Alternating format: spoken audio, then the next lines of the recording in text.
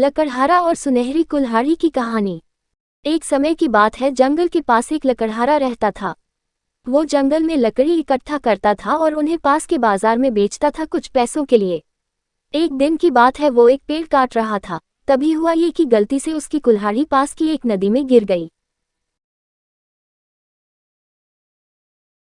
नदी बहुत ज्यादा गहरी थी और वास्तव में तेजी से बह रही थी। उसने बहुत प्रयत्न किया अपने कुल्हाड़ी को खोजने की, लेकिन उसे वो वहां नहीं मिली। अब उसे लगा कि उसने कुल्हाड़ी खो दी है। वही दुखी होकर वो नदी के किनारे बैठकर रोने लगा।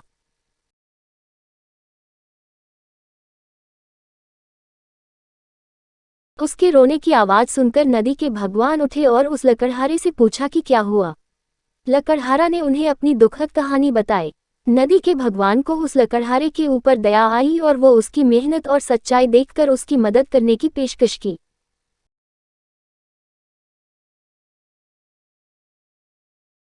वो नदी में गायब हो गए और एक सुनहरी कुल्हाड़ी वापस लाया, लेकिन लकड़हारे ने कहा कि यह उसका नहीं है।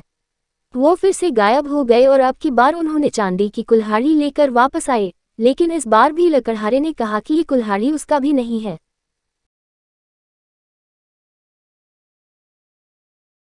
अब नदी के भगवान पानी में फिर से गायब हो गए और अब की बार वो एक लोहे की कुल्हाड़ी के साथ वापस आ गए। लकड़ी का कुल्हाड़ी देखकर लकड़हारा मुस्कुराया और कहा कि यह उसकी कुल्हाड़ी है।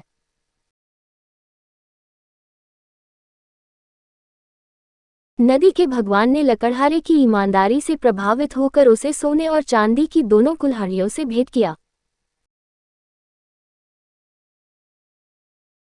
सीख।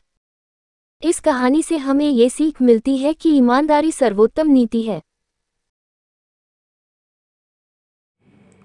अगर आप सबको ये कहानी अच्छी लगी हो तो लाइक एंड सब्सक्राइब कर ज़रूर करें और बेल आइकन को ज़रूर दबाएं।